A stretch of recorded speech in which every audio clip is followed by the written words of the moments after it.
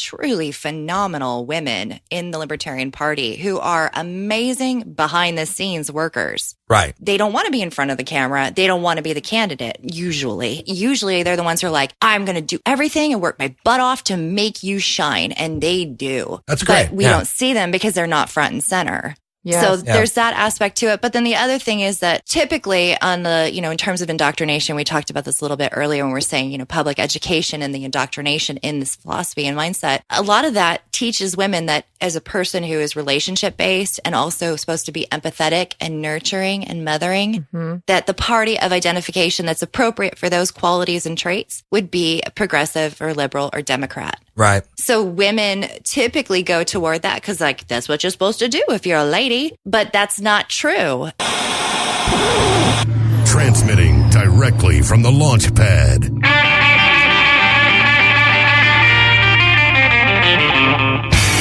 Bringing blue collar to your cell tower. The rock and roll libertarian himself.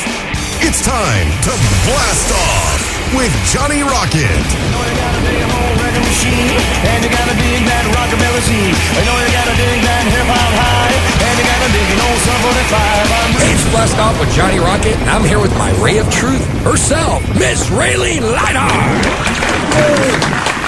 Hi, guys. Hello, Johnny. How you doing? Fantastic. How are you? I'm doing well. I'm hanging in there. I'm actually doing pretty well, and I'm literally hanging in there. I'm good. I'm wearing my boxers doing the show, and you obviously are in the other room right now. Hold on. Okay, hold on. I'm putting my sweatpants on. Hold on. Okay, so for real, I am looking at this list of things that we're not supposed to say now. Yes, that is true. You got to tell everybody. Okay, well, Raylene, the story started like this. You got some emails and some messages on Facebook and saying really like the show, Blast Off. You and Johnny, what you guys are doing, it's really fun. But the swearing is just getting to my, kids. They start saying the F word after I heard the show, and families are being destroyed because of our swearing. That's such a hyperbole, but yes. Yes, they're being families are being torn apart because of my foul mouth and your occasional foul mouth, right? So I figured I'd meet them in the middle, and we'd maybe not stop doing what we're doing because, you know what? We have some crud. Okay, there we go. I got beeped. I know I did. So what we're going to do is we're going to start censoring the show. Raylene, I love censoring myself because I'm going to censor myself. Voluntary interactions. That's this right. Is beautiful. So this is this accountability. Yeah. Mm-hmm. So what we're going to do is then we're going to offer the explicit show for our Patreons, and then the clean version will just be for your soccer moms. So we don't destroy any more families or homes. And so I think that's the best way to approach it. So we got this list here, and I'm just going to go through some of these words. I think they're funny because this is actually from Britain, and I figured we would go with them because they're more restrictive than the United States, and they're, and what they deem is proper, right? They're Brits. So, yeah. Okay. So I'm figuring I'd go with the first one here, and it's ass, or on the list it says arse, but it'd be translated to ass. What do you think? I don't know. I think we should keep ass. I think so too. It says it's a milder word. So I think we should stick with ass. That's fine. Because I think you're a horse's ass. What about damn? Damn, fine. We're good with damn. I think that would be bleeped out. So bleeped out. Oh. Probably. I think it's on the list of 7 words you're not allowed to say. Yeah, you can't say say. Damn it. That's a good one. Yeah. I'm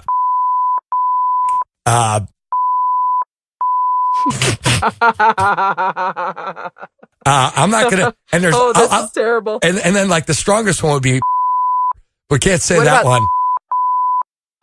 Which you never say. Oh, I've never said that word. Yeah. Well, I have. Just no one has heard me. It's kind of like. No, you're a gentleman. No, I would never say that. You're far more of a gentleman than people know. Yes. Yeah, I would not say that. Say that. So we've established, but words we can say would be God. We could say goddamn. I think that's cool. Fanny. We could say Jesus Christ. Rarely. I think we could use that. Turd burglar. Turd burglar is fine. Yep. Cow crap. What there was another one. Okay. I think you said balls deep. And I think, I don't know.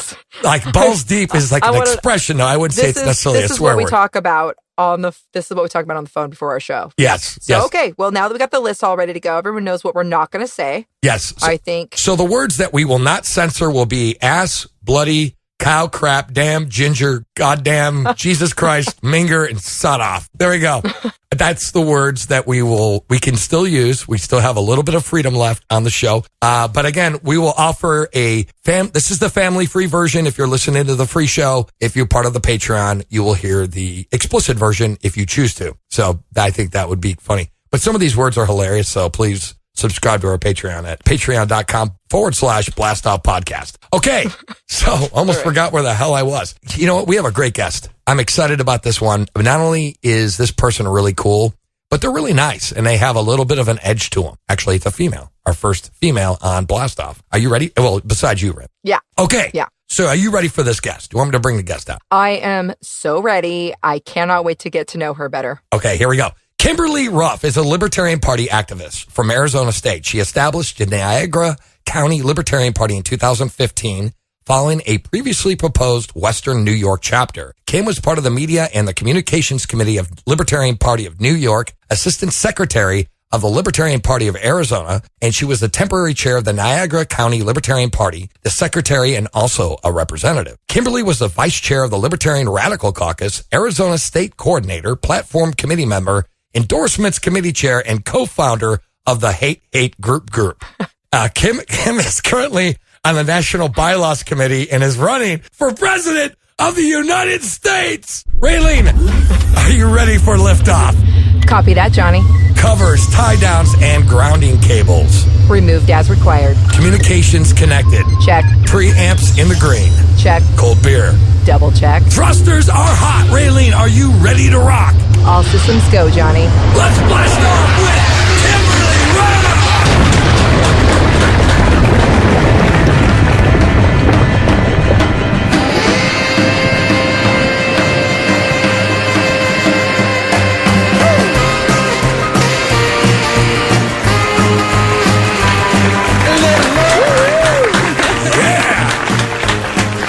Kim, how are you? This candle.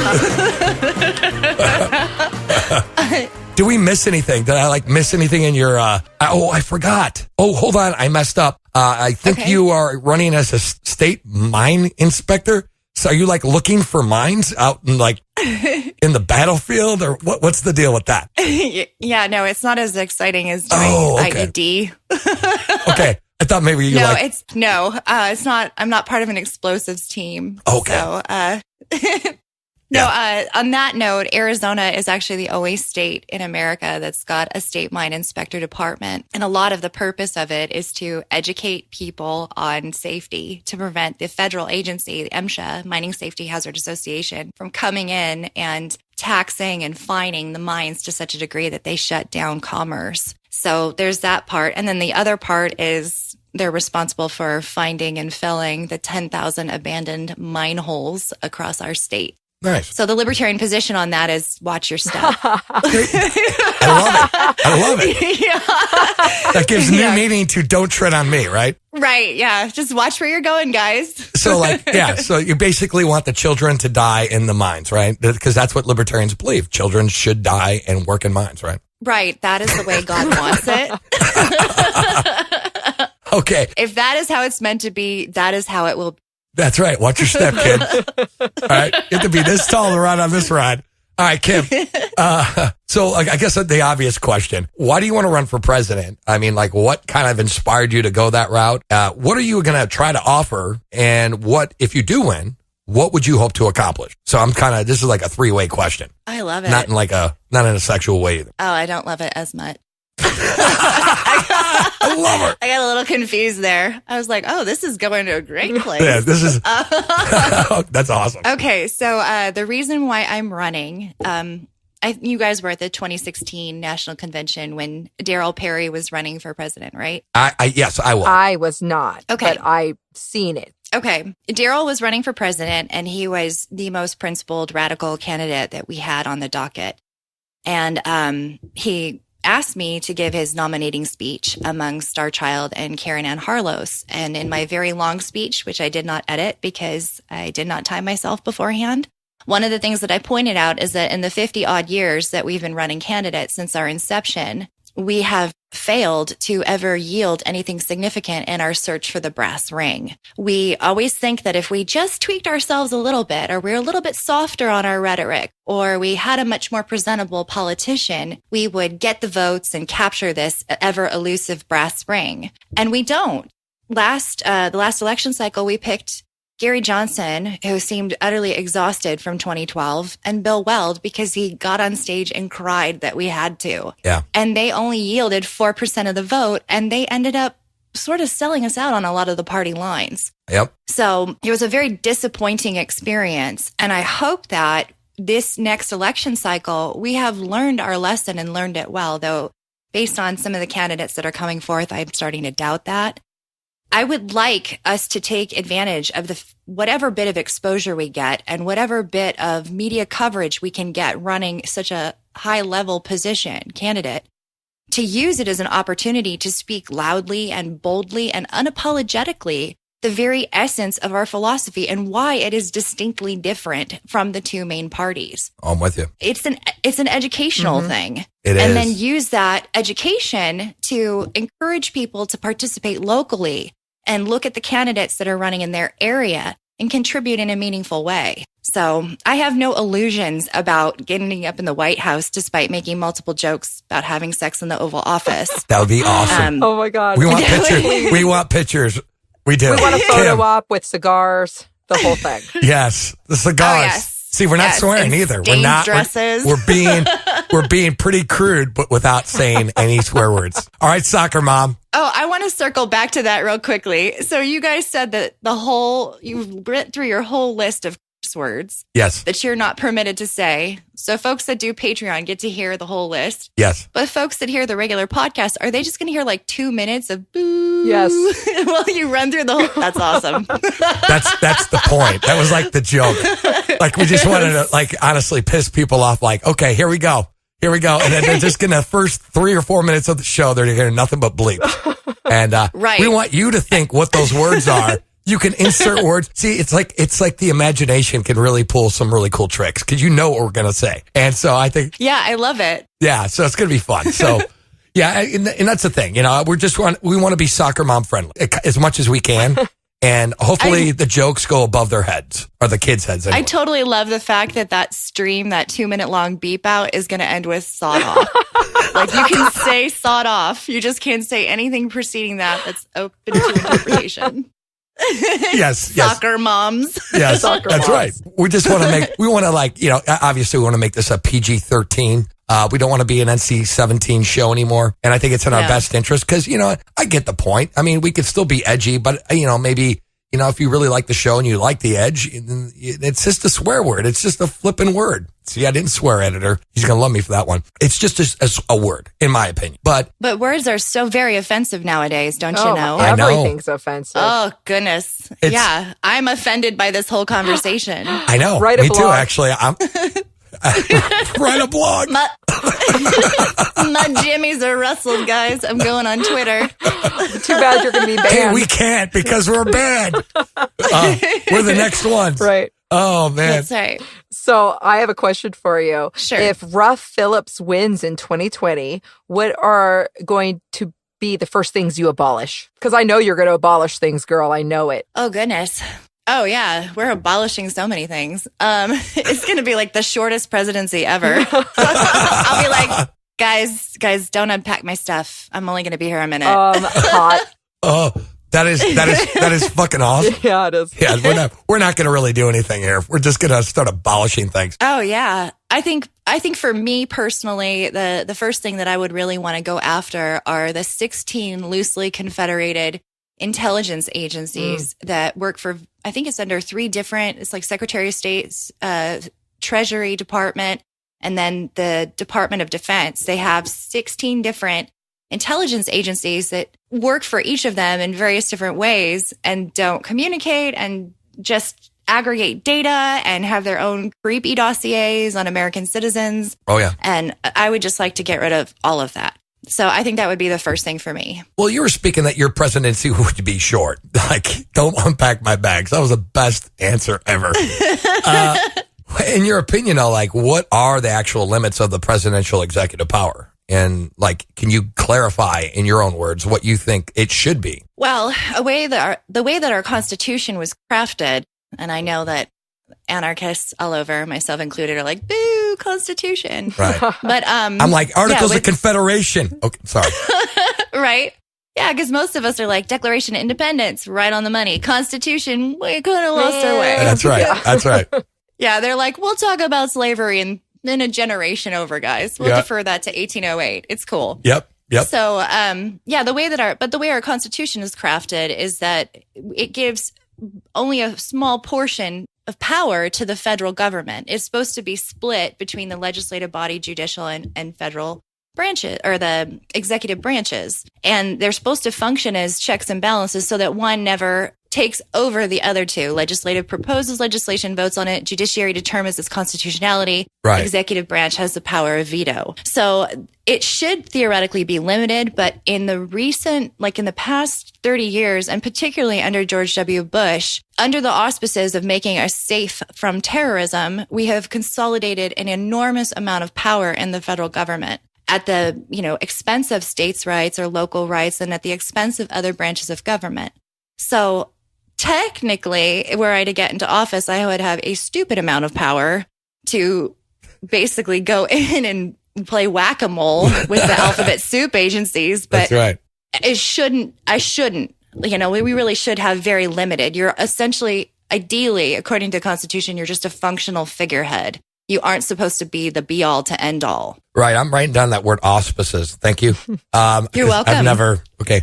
Anyway, so what I was real quick follow-up, and then Raylene, I'm sorry. Oh, it's okay. But I think it's, like with the executive orders, I think the original intent of those was like, it just affected the executive branch. It didn't mean create laws. Mm-hmm. And they have totally overstepped their bounds. Correct. 100% throughout it's scope crawl. Yeah. It's scope crawl. It's like, well, we can make a law here, and then when I leave, it can go away with the next guy who comes in. I still think it's and that would be beeped. The executive powers. So that's what I'm saying. I just think it's slowly but surely, in any kind of like legal form or document or any kind of constitution, even if you lay out what a person can do or cannot do, it will eventually corrode or erode away, and we will end up with absolute tyranny, which we are in a soft tyranny right now, I would say, and it's getting worse. Absolutely. There's actually a lawyer based out of Buffalo who's a participant in the LPNY named Jim Ostrowski, and he calls it being totalitarianism. And I love that term because that's really just how all governments go, is that or any organization for that matter, can be perverted because it might start out under, a well-intentioned plan to protect people. And then little by little, piece by piece, it just rolls into this juggernaut that ends up destroying all of our natural rights. Wow. I'm with you. What parts of the Libertarian platform are your favorite? And what specific topics are you really passionate about in the liberty movement itself? My favorite part of the platform. Well, I guess I better do a little hat tip to Karen Ann Harlos and say the statement of principles. I mean, I just love that fiery, unapologetic rhetoric. I don't understand why we constantly have this conversation where we want to get rid of it. Me either. Because it is just such a nice landing stick. Like, we should get a 9 from all the judges, including the Russian one, for sticking that landing, because we nailed it. It's beautiful. It's beautiful. I can see I can see you both going, high five, we did it, girl. Yeah, it's just great. Like, the reality is that we all have pretty short attention spans. So if you can knock it out of the park in a couple of very succinct, unapologetic paragraphs, then and say a omnipotent state. Yeah. Like, how does it get better than that? Yeah. It's hot and principled and beastly, right? Yes. Yeah, I think it's awesome. And then everything that follows after that is just a distillation or an explanation of how those concepts factor into various different aspects of policy. So it should be an introduction that should always be present in our platform. Right on. Well, I have another question then. Your slogan, is it positive and principled? Is that what it was called? We have so many slogans. I think we have. Oh, do you? I Yeah, prefer we have one. bottoms up. That's my favorite. Bottoms up. Right? That was my favorite too, because it works on like 3 levels. Like, It does. You can say good government starts from the bottom up. Yep. Alcohol bottoms up. Yep, I got also it. something about twerking because we're dancing. I have no idea what's happening. All I know is I got to limber up. Like, this is if we're going to win. I literally was like, okay, when I heard that principles were being even spoken of in your slogan. I loved hearing that. And then you said the statement of principles is your favorite thing. I agree. I try to bring all my messaging back down to the SOP. So how are you going to make that a focus of your campaign? How are you going to do that? Well, I think that probably the most fundamental thing that we need to agree on, and this actually kind of dovetails into a question one of your listeners wanted to ask me too, is that we really need to start from the bottom in the sense that libertarianism, or actually regardless of political ideology, we are all endowed with the natural rights to life, liberty, and justly acquired property. Property being defined as your body and the fruits of your labor, right? So we all agree on that baseline. And then we agree you have your right to exercise those rights however you see fit, so long as you do not violate the rights of other people. If you do violate, then they have the right to self-defense. That is fundamental. And yet we seem to redefine what certain words mean. So in the case of the question of socialism in the party, I think there's a redefinition of what qualifies as property. And that is something that we need to revisit and come back to a solid agreement on. There's also, beyond our ideology and other political ideologies, there's a renegotiation of what freedom means. Like, is freedom the absence of restraint as we see it?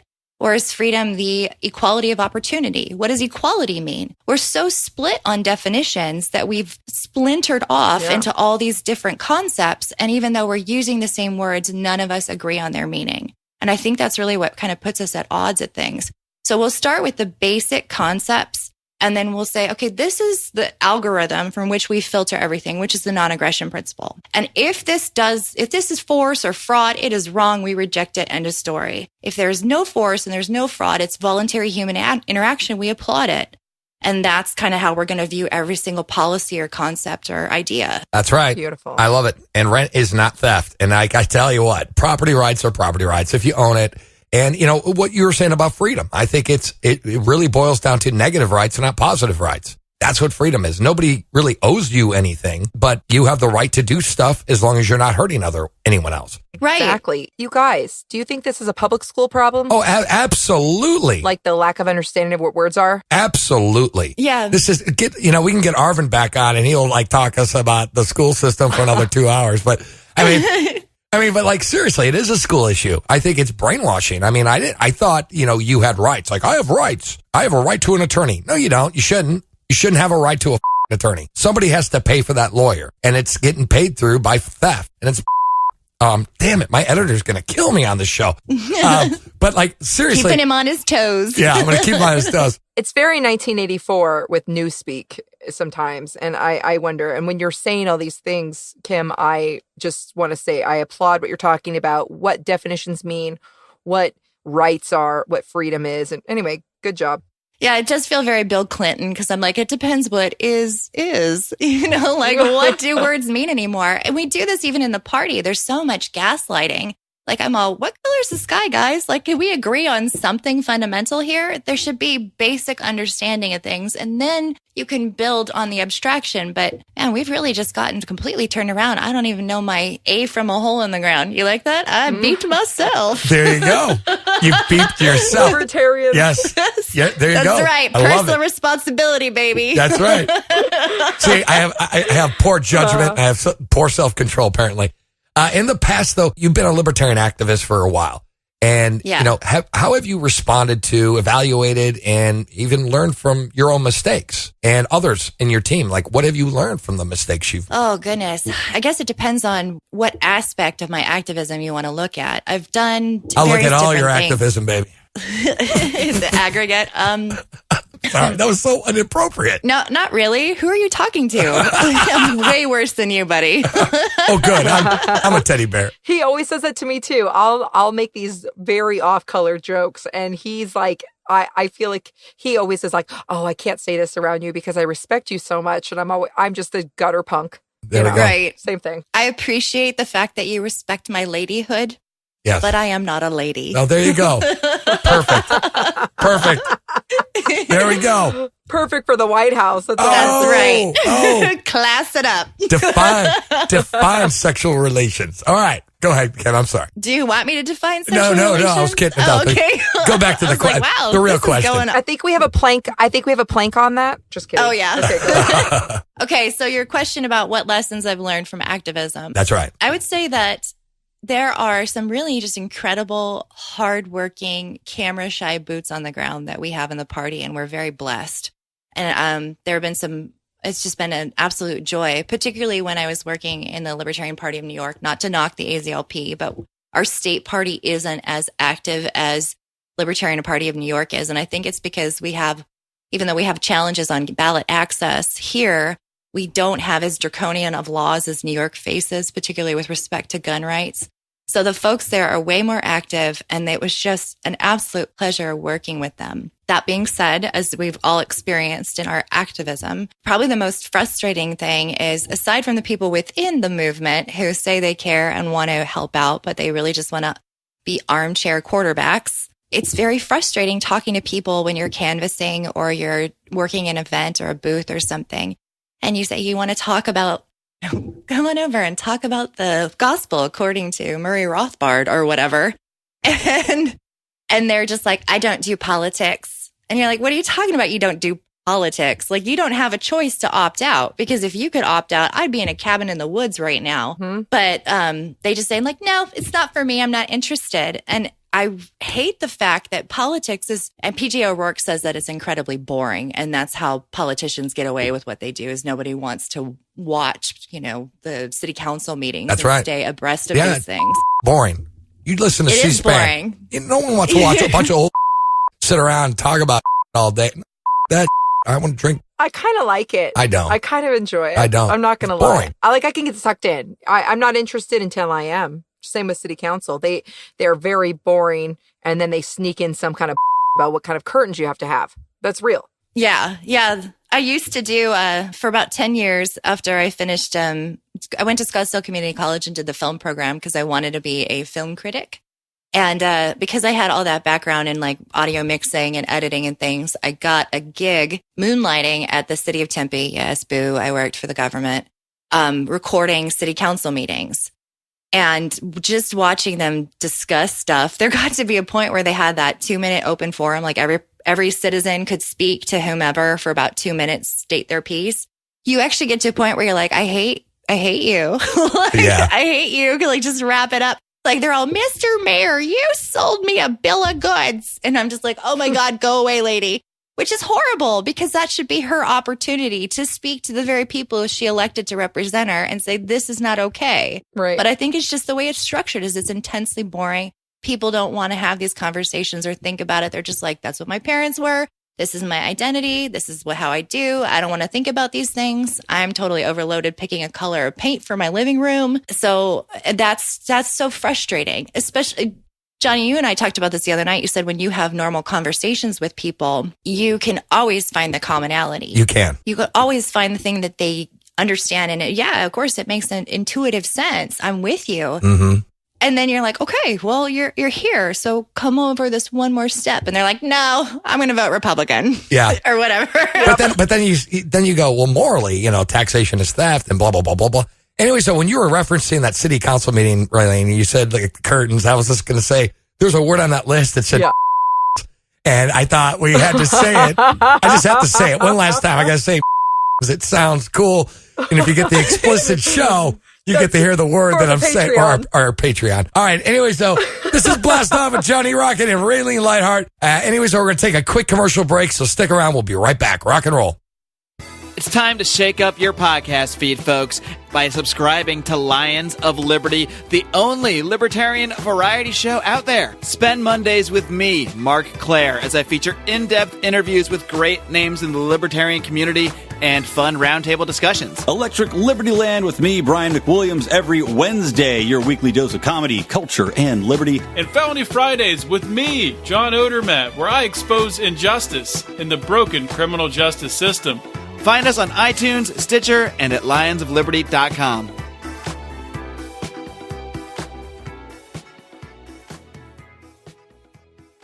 This is Chris Spangle, and I am the host of We Are Libertarians, which you can find in iTunes, Google Play, or at wearelibertarians.com. We are a podcast that brings you all of the irreverence that modern politics deserves by examining current events from a libertarian perspective. So please, check us out at wearelibertarians.com.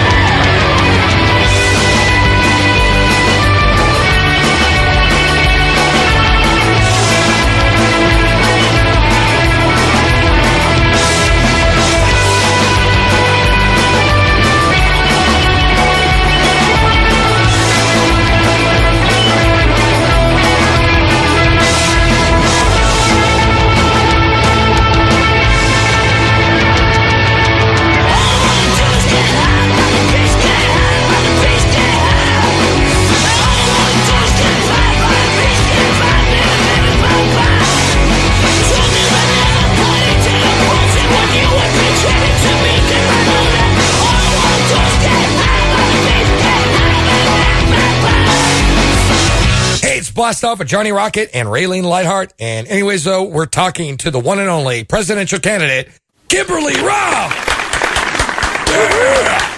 You mean I'm the one and only presidential candidate, or I'm the one and only Kim Ruff? You're the one and only Kim Ruff, of course. Oh, I mean, there can never be another Kim Ruff. Oh, I was like, is that an endorsement? It's going on the page. We'll talk about it. We can talk about it later. Offline. Oh, I like it. Anyways, so what we do here on the second segment, Kim, is it's called Rocket Fire. What we do on Rocket Fire is we ask you a series of 10 questions. These questions will be politically related, and if you can answer these questions between 30 to 60 seconds, that'd be badass. Kimberly Ruff, are you ready to play Rocket Fire? I hadn't done cocaine, but let's do it. All right, let's go. Legalize it. Question 1. Do you think most Americans view the government as us versus them? Yes. I think that most Americans do kind of view it as us versus them. They seem to not understand that government is actually all of us, that it's taking from us and being used against us. So they do sort of have this against government thing. Most people are against government until they need it, or they're for government until they don't. Right on. Great answer. Question 2. If we, the American people, don't eventually elect a libertarian candidate, what do you think could possibly happen? I think the best thing we can do is usher in a socio-cultural political sea change where we force the hand of the two major political parties to shift more toward libertarian ideals because they can't compete anymore on the platforms that they use. Bam. Great answer. Question 3. Besides yourself, what candidate would you like to see win and get the party nomination? Of who's currently running or just in general? Just of who is currently announced. Oh, goodness. I love Arvin Vohra. I do. I know he got so much heat, but God, I love him. We like him too. Yeah, I think he's a really, really good radical candidate. Yeah, he's a cool guy. He's a pretty cool guy. Question 4. How could prostitution be a great economic advantage to the individual if it were legalized, and why is the state involved? Oh my gosh, can I phone a friend and get Sarah Daggers on here? She might be coming on later in the next few episodes. I'm not sure yet. Oh, you should. She's a doll. She's absolutely adorable. I think it would be a great economic advantage because it is the direct exchange of your goods or services, these being your body, for financial gain. So if it were legalized, shoot, I'd be a prostitute. Oh, yeah. Me too. Yeah. Just the gigolo. I don't think anybody would pay me to just lay there, but I would try. I don't want to really work. I mean, fuck. I know. All right. All right. Question 5. Is there a point where open borders and too much immigration could be destructive? I think the situation with the immigration issue is a twofold concept. The first one is about the incredibly difficult situation of getting people naturalized. It's incredibly expensive. It's time consuming. We are backlogged. There's a quota. The other aspect of it is the incentivization of it. Because we have a system that pays out to citizens, there is an incentive, more so perhaps, than what would be normally if we basically dealt with how much we put out in terms of government benefits and overhauled our immigration system to allow for open borders. I think that it would achieve ultimately a nice equilibrium. I don't think there would be so many foreigners. I think that it would be, reasonable. Right. People would come here because they want to be here or go there because they want to be there. I'm with you. Right on. Question 6. Do you think there is ever a time to go to war? Oh, gosh. I know. Oh, God. This is tough ones. It is a tough one. Couple softballs in the beginning just to warm me up, and now I'm going out with the big guns. Well, I know where my position is on our policies regarding war now, which is I don't believe that we should ever be the first strike or the aggressor, and we definitely shouldn't be offensive in our measurements. It should be a defensive thing only, and I do think that it should be we are physically attacked in our country. And that would be entirely up to the nation to determine, if we as a nation want to defend. Otherwise, I don't know that there really is a reason to go to war, particularly not the way we're doing it. Absolutely. Great answer. Question 7. How do you deal with situations where there is no clear and easy answer? You kill everybody. There you go. Non-aggression principle in effect. It's like reservoir dogs up in here. Yeah. Kill it. That's right. Kill them all and let God sort it out. Yeah. Oh, gosh. That's great. Kim, oh my God, you're hilarious. Gosh, I guess I think I need a little more information on that. You're saying in your interpersonal relations, or are you talking about like on a larger political scale? A larger political scale. What if there's a gray area in the non-aggression principle? Because there is plenty of them. Yeah. Yeah, I was going to say, I think in any sort of like philosophical razor or intellectual algorithm, there's always going to be, except in this case or this case. In those situations, I think that you have to have your own very strong moral compass and be dedicated to ethics and doing what's right. If you have to step away from the situation and do a lot more research or seek additional counsel from people that you trust or engage in hardcore diplomatic relations, I do think most things are generally the result of really, huge, egregious miscommunications. So a lot can be resolved through communication. But if you can't, then you have to murder everybody, obviously. Right on. All right, question 8. When in doubt. That explanation went on for so long. It was beautiful. I loved it. I loved it. Ooh, like overtime rocket fire. That's fine. Question 8. As president, how would you support markets? I would leave them alone. There you go. I wouldn't do anything. Yep. Question 9. Why would a small business owner support your campaign for presidency? Oh, well, my dad is a small business owner, and a lot of the reason why I'm even of this mindset started observing how government treated his company, his steel fabrication, which is how I know a lot about mining. I think that they would probably support it because of my economic policy, which is let the invisible hand decide. There you go. It's up to the consumer to make that decision, not government. Bringing a little Adam Smith into the mix here. All right, question 10.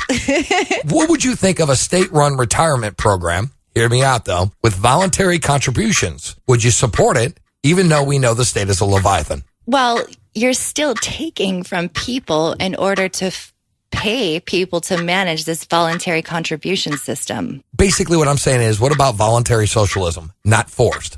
Okay, so are you saying like we've got a small community, all 87 people in this community decide that they're going to voluntarily contribute to and then take from it voluntarily. There's no force or fraud involved in it. They're just putting it in a shared pot. Yeah, even though we hate socialism, what I'm saying is, yeah, exactly. If it's voluntary and there's no force or fraud involved, it's totally permissible. All right, on. And the bonus question, I know I lied. I said 10 questions, but the bonus question, why do you think countries with government-controlled economies can be less beneficial and less productive than countries with economic free reign? Well, I think that they create a false marketplace. With economies that are controlled by the government, you don't have any competition, first of all, because you can't compete with the government. So there's not going to be an improvement in product or service.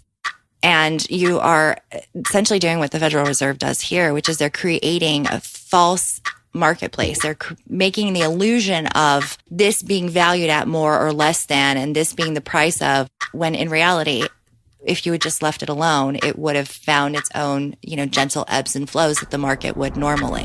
Anyways, that is Rocket Fire. Give it up for Kimberly Ruff. Did I win? You won a no prize. You won my heart.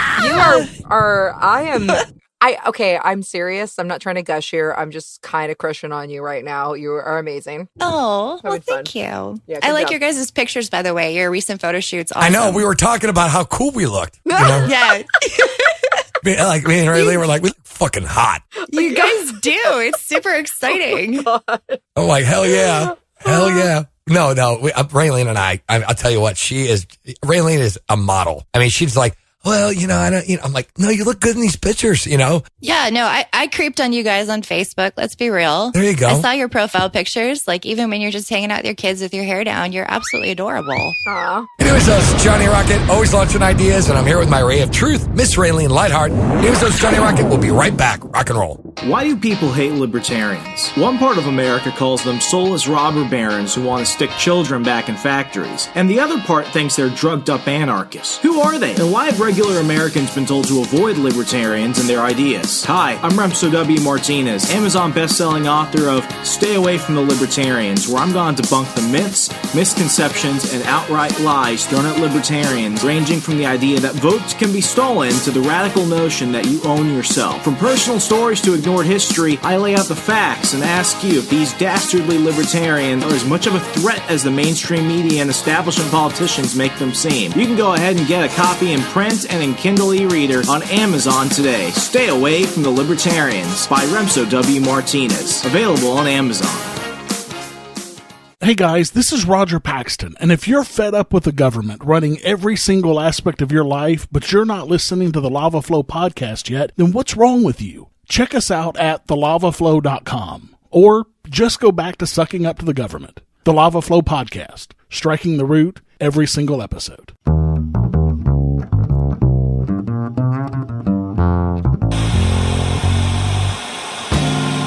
Ground control to Johnny Rocket, can you hear me? Raylene Lightheart, can you hear me? Well, I guess Johnny and Raylene must have switched their microphones off so that they could cuss in peace without me bleeping them. Sometimes I really think they might have Tourette's. Well, anyways, here we are on Blast Off Episode 8 with Kimberly Ruff. She's been great. Our first female guest here on the show. Shocking, really, that she was even willing to come on, considering Johnny's sexist, chauvinist, discriminatory tendencies. But then again, he treats his guests pretty well, actually. Raylene is the official sandwich maker, after all.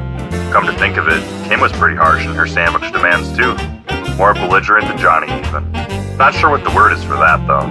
I guess we'll just call it equality. Or diversity. That's a good one. Diversity. Well, anyways, I just received signal that they're back on. We have about 15 minutes left, so let's get this thing moving. I'm getting pretty hungry myself, and I have to wait until the show is over for Raylene to make me a sandwich. Johnny and his rules. Sometimes he's really quite the...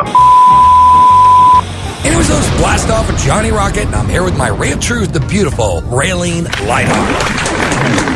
Thank you. And we're talking to the one and only Kim Ruff, who is running for president under the Libertarian banner. Welcome, Kim. Thank you so much. And you know what? and our little break. You are hilarious. I'll tell you what. I love her. You know what's hilarious is, and I said this to Raylene earlier, and I said, and you know, okay, I know the women and the soccer moms are going to get mad at me again. Here we go. Oh. But I was going to say that, you know, what's kind of weird is, and this is just my opinion, women are generally, in quotes, generally not as humorous as men. I find that women are like, you know, and men are like, have to crack jokes all the time. But I was telling Raylene earlier, I said, men have to do that because that is how we court women. We have to be fucking funny, right? Right. And women don't have to like work that hard because they, you know, like, let's just say you're an ugly dude. You really have to be fucking hilarious. I mean, you have to have. Kim's funny and pretty, so you're right. She is the total package. Yeah, but like what I'm alluding to is like you're funny as, I mean, and you're pretty as too. So I mean, I'm just saying it's rare to meet an actual hilarious chick. I mean, besides Raylene hilarious. She has me on the floor laughing all the time. But I'm just saying awesome. it's like rare, like to actually meet chicks who are hilarious, and you got that down pat. Yeah. Oh, well, thank you. I can do what most female comics do and talk about my period if you want, but Yeah, let's start there. That's the next rapid fire question. That's insert herpes commercial where somebody's kickboxing. Hey, that gets me excited. Nothing's going to keep me down. Thanks, Herpacell. Yeah, that's right. I got to keep on moving. HPV is a bummer, but I'm strong. That's Watch right. me work out. Even though I got this really bad fucking blisters on my crotch, watch me do some kickboxing. In spandex. That's right. In spandex. All right. I'm so sorry. We can save this for the after party. All right. Raylene, go ahead. Go ahead. I'm sorry. Okay, I'm sorry, and this is fun because it's rare to find a lady with just as terribly naughty jokes as I have. Okay, Yes. I try to hide it a little better, which I'm kind of idolizing this whole thing. Yes, me too. Okay, Kim. Libertarians like to promote the individual over the collective, and we seem to be split on whether to capitalize on our candidates who may be representing minority votes, like you're a woman. So, others bristle at identity politics altogether. So what is your take, and do you think your run will bring more women to the movement and or party? Well, I think my intellectual argument would be that it should be a meritocracy in the sense that if a person has the qualities that you're seeking and speaks the message that best represents your point of view, then that's the person you should go with. But as somebody who studied political science and knows how elections work, normative representation is still very, very huge. You want to elect a candidate that is like the better version of you, which is why we're like, oh, they went to an Ivy League school. They're a lawyer. They must be better than me. Or, oh, this person's African American and so am I. So they get it. Right. You know, which is completely, excuse me. Are we allowed to say that? No, you're going to be bleeped, though. You're going to be bleeped on that one. Yep. Oh, darn it. I'm the editor. I am now the Bulls version we weren't okay with. I am now the Libertarian FCC. So apparently, okay. I'm self-censoring. So yes, that would be bleeped. Yes. Okay. In any event, it's complete nonsense. It doesn't mean that person understands your situation any more than you do yourself. And that's pretty much what we're preaching as libertarians, which is why we're accentuating the individual. You only know you. You only live your experience. You can only represent yourself. Yeah. So I don't know if I took a circular way around that question and answered it, but that unfortunately that is the reality about the larger scale politics, is that they are going to look at the fact that I'm a female or a single mother or that I work in manufacturing or that I'm from Arizona, and they're going to either see themselves in it or not. Right on. So like, what's the deal with chicks in the Libertarian Party? Like, so I don't really see again, there are women in the party, or their husbands brought them along. All right. Or something like that, you know. Oh my God. I want to hit you with a handbag, Tony. You know, those women, you know, they just can't think for themselves or anything. No, but I do. Little lady. I'm so kidding right now. No, what I was going to say is though, like, there isn't as many women as there are men in the party. And I don't necessarily think it's a libertarian thing. I think it's a political thing. I think politics, more or less, yes, you know, men find more interest in it, and it's like a preference thing. I think it's kind of an optics thing. Like, it depends on what you're looking at, because there are a lot of truly phenomenal women in the Libertarian Party who are amazing behind the scenes workers. Right. Like they are some of the greatest people I've ever worked with have been the women. And it's because they don't want to be in front of the camera. They don't want to be the candidate. Usually they're the ones who are like, I'm going to do everything and work my butt off to make you shine. And they do.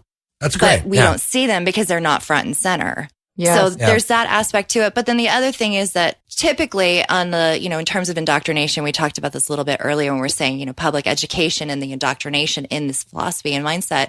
A lot of that teaches women that as a person who is relationship based and also supposed to be empathetic and nurturing and mothering, that the party of identification that's appropriate for those qualities and traits would be progressive or liberal or Democrat. Right. So women typically go toward that because that's what you're supposed to do if you're a lady. Right. But that's not true. And I think the only reason why, at least in my case, why I'm here is because I was raised by Barry Goldwater Republicans in a Barry Goldwater Republican state. Yeah, I love Barry Goldwater. And it was just, yeah. And I mean, he was preaching a very libertarian message. Like if you ever read Conscience of a Conservative, you'd be like, right on, you're Ron Paul before Ron Paul. That's right. He was. Yeah, he was awesome. So I came from that and then sort of just shifted away from the Republican Party under Bush. Yeah. I guess I'm kind of like a John Stott. Penn and Teller was my first initial touch of libertarianism. Their show. From what show again? Say it again. What show? Just kidding. Oh, God, I love that show. Me too. That show is amazing. Do you know, every other episode, they were clowning on Sedona? And I'm like, I feel you, fam. They're crazy up there. Swimming with dolphins in our landlocked state. What's up with that? Yep. Oh, that's crazy. No. Yeah. I mean, they're great, but they actually kind of introduced me to the ideas of libertarianism. And then I found that Ron Paul guy that everyone loved so much. But I think everyone's journey is a little different, but mine just happened to be which got me into the libertarian philosophy, more or less. And I think everyone has a different, path they take. And I think your story and your excitement and how Barry Goldwater is a pretty accomplished guy. And I love what he had to do. He took the high ground. He took the hard right over the easy wrong by standing up in the 60s against, the Civil Rights Act. And not that he was against it.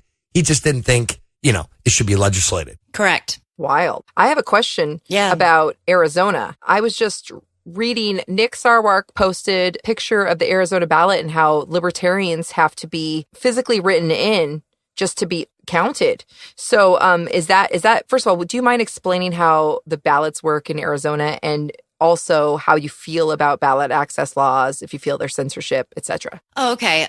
You'll have to forgive me because I might not get the percentages correct, but I can give you a general overview. Perfect. So in the state of Arizona, the way that it works is that if you are running as either a Libertarian or a Green Party candidate, which are recognized parties, I believe, in Arizona, I know Libertarianism is for sure, you have to get a certain percentage of Libertarian Party voters because we have a closed primary.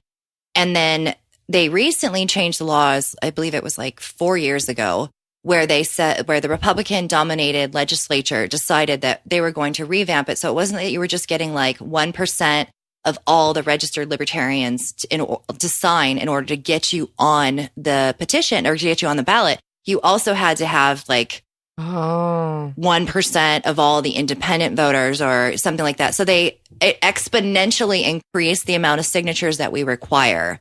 So that is where our greatest challenge is. It's not impossible for us to get on the ballot, but because we don't have the treasury or the war chest at our disposal for our candidates to pay for petitioners and get those signatures, we are at a marked disadvantage to the Republican or Democrat dominated parties. So there's that aspect, which is why at this juncture in time, we're saying, well, okay, we can at least file for write-in status.